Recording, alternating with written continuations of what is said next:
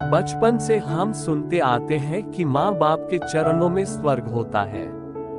उनकी सेवा से बड़ा कोई धर्म नहीं और कोई बड़ा पुण्य नहीं, लेकिन न जाने क्यों बड़े होते ही हम ये सब भूल जाते हैं। इस भावुक कहानी को पढ़कर शायद कुछ लोगों को वो सारी बातें याद आ जाएगी।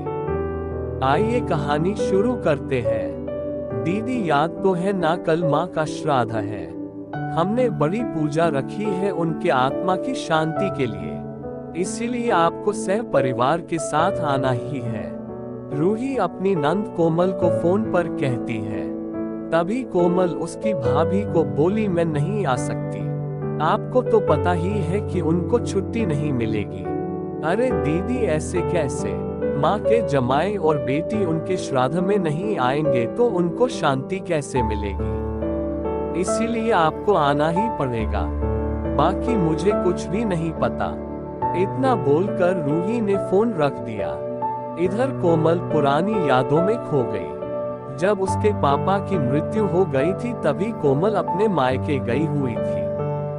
कोमल को माँ बोली, बेटा तुम्हारे पापा मुझे छोड़कर अकेले ही चले गए, पता नहीं अब किसके आधार पर छोड़कर गए। माँ कोमल के गले लगकर रो रही थी। तब कोमल बोली, यह सब लोग तो है ना भैया, भाभी और बच्चे, तो चिंता क्यों करती हो? कोमल कई दिनों तक अपनी माँ के पास रहकर आई थी, लेकिन हमेशा ज्यादातर फोन पर बोलना होता था। कभी कॉल पर तो कभी वीडियो कॉल पर बोलना होता था। बेटा क्या बनाया तूने? एक दिन माँ ने वीडियो कॉल पर पूछा। माँ आलू की सब्जी और रोटी बनाई है, कोमल ने जवाब दिया। माँ बोली, अरे वाह। सब्जी का नाम सुनते ही माँ की आंखों में एक अलग ही चमक देखने के मिली जो कोमल को दिखी। तभी कोमल माँ को बोली, माँ तुम्हें खाने का मन हो रहा होगा तो भाभी को बोलो बना कर दे। कोमल हंसते हुए माँ से बोली। तभी माँ बोली, नहीं नहीं, अब इस उम्र में आलू कहाँ पचते हैं, मैं तो ऐसे ही बोल रही थी। जब तुम्हारे पापा हुआ करते थे तब बहुत बार बनाती थी। भाभी का तो नाम लेते ही जैसे माँ की आंखों की चमक गायब सी हो गई। माँ ने कॉल रख दिया। माँ को क्या हो गया, ऐसे क्यों बोल रही थी? वहाँ सब ठीक तो होगा ना? कोमल अपने आप से बातें कर रही थी। ऐसे बहुत बार खाने की बातों पर बातचीत होने पर माँ की आंखों का भाव बदल जाता, लेकिन ऐसा क्यों था वो समझ नहीं पाए। लेकिन इसके पीछे का राज उसके समझ में आया जब वह छुट्टियों में 2 दिन के लिए मायके गई थी। एक दिन कोमल माँ के कमरे में माँ के साथ गपशप कर रही थी। तभी दीदी खाना खाने चलो, रूही माँ के कमरे में आकर कोमल को बोली। चलो माँ तुम भी खाना खा लो, कोमल उठते उठते हुए बोली। अरे दीदी नहीं नहीं, माँ को क्यों तकलीफ देना, वही यहीं पर ही खाना खा लेगी, आप चलो, रूही बोली। लेकिन भाभी, लेकिन वेकिंग कुछ नहीं दीदी, आप चलो, माँ के घुटनों में दर्द होता है, इसलिए माँ कमरे में ही खाना खाती है, रूही स्पष्ट रूप से बोलती है। तो फिर भाभी मेरा भी खाना यहीं पर लाओ, हम दोनों साथ में खाना खाएंगे, ऐसे कोमल अपने भाभी को कहती है। इस पर रूही कुछ नहीं बोल पाए, लेकिन कोमल को साफ तरीके से समझ में आ गया कि रूही को ये सब पसंद नहीं आया। वह चुपचाप वहां से निकल गई और थाली में पूरी सब्जी, रायता, अचार लेकर आई और माँ के लिए खिचड़ी। माँ ये क्या है, तुम ये सब नहीं खाने वाली हो क्या? कोमल माँ को बोली। उतने में रूही बोली, अरे दीदी, माँ को ये सब हजम होता ही नहीं, इसलिए मैं उनको खिचड़ी और दाल ही देती हूँ। इतना बोलकर रूही वहां से निकल गई। माँ ने अपनी प्लेट उठाई पर माँ का ध्यान कोमल की प्लेट पर ही था। ये देख कोमल सुन्न सी पड़ गई। उसने माँ के मुंह में एक पूरी का निवाला डाला, लेकिन माँ ने मना कर दिया। तब कोमल ने अपनी माँ की आंखों में वही भाव देखा था जो वीडियो कॉल पर देखा था। पता नहीं भाभी का डर था या लड़की के निवाले का मोह था।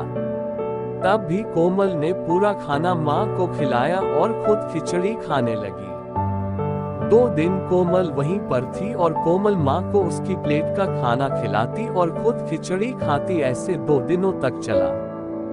माँ के बहुत मना करने के बाद भी कोमल मात्र जिद में माँ को खाना खिलाती थी। वह बोली, भैया मैं कुछ दिनों के लिए माँ को अपने घर ले जाती हूँ।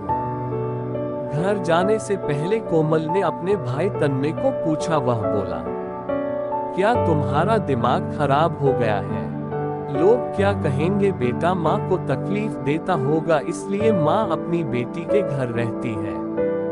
तन्मय गुस्से में बोला, अरे बाबा सही तो बोल रहा है वह। माँ बेटी के घर जाती है क्या भला?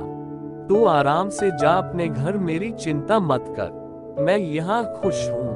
बेटे की बातें सुनकर माँ बोली। कोमल ने बहुत जिद की लेकिन माँ बेबस थी। कोमल उदास मन से अपने घर वापस आई। कुछ दिनों बाद खबर आई कि माँ अब नहीं रही। इस खबर ने सब कुछ खत्म कर दिया था। कोमल को पता था कि माँ कितनी तकलीफ से गुजरी, लेकिन माँ को दूसरा लड़का नहीं था बल्कि एक लड़की थी, इसलिए वह कुछ नहीं कर सकती थी। कोमल अकेले ही माँ के श्राद्ध में आई। आज माँ के श्राद्ध में 56 तरह के भोग बनाए गए। सब लोग मजे से खा रहे थे। लोगों ने रूही और तन्मय की वाहवाही करने में कोई कसर नहीं छोड़ी।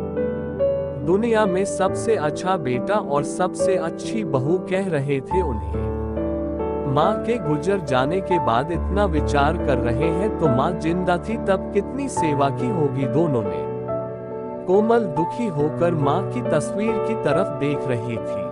तभी दीदी चलो आप भी खाना खा लीजिए, रूही ने कोमल को बोली, जो माँ के रूम में माँ की तस्वीर सीने से लगा कर रो रही थी। वह बोली, नहीं भाभी मुझे नहीं खाना। लेकिन क्यों? आप नहीं खाना खाओगे तो माँ की आत्मा को कैसे शांति मिलेगी? रूही कोमल को बोली, भाभी जिस खाने के लिए मेरी माँ जब जिंदा थी तब तरसती थी, उसे मरने के बाद दे रहे हो तो वो कैसे तृप्त होगी? सोचकर देखो एक बार, आज आपने पकवानों का ढेर लगाया है। माँ जिंदा थी तब आपने उनकी मनपसंद खाने के 2 निवाले खिलाए होते तो माँ वैसे भी तृप्त हो चुकी होती। वही माँ का असल में श्राद्ध कहलाता। ये जो भी हो रहा है वह सिर्फ एक दिखावा है। इसकी वजह से माँ कैसे तृप्त हो पाएगी? और जो घर से मेरी माँ अतृप्त होकर चली गई वह घर से मैं कैसे खाना खा सकती हूँ भला? कोमल चिढ़कर रूही से बोली। तभी वहां पर तन्मय भी आ गया। भगवान की लाठी में आवाज नहीं होती है भैया भाभी, वो जब भी किसी पर पड़ती है ना तब जख्म बहुत गहराई तक और न भरने वाली होती है। आप भी तो 2 बच्चों के माता पिता हो, लेकिन मैं भगवान से दुआ जरूर करूंगी कि आप जब तक जिंदा हो तब तक आपको अतृप्त ना रखें। माँ ने तो अपना वनवास भोग कर कहीं नया जन्म लिया होगा, लेकिन आपकी जिंदगी बहुत बड़ी है। कोमल ये सब बोलकर माँ की तस्वीर लेकर चली गई। पीछे रूही और तन्मय की गर्दन शर्म से झुक गई।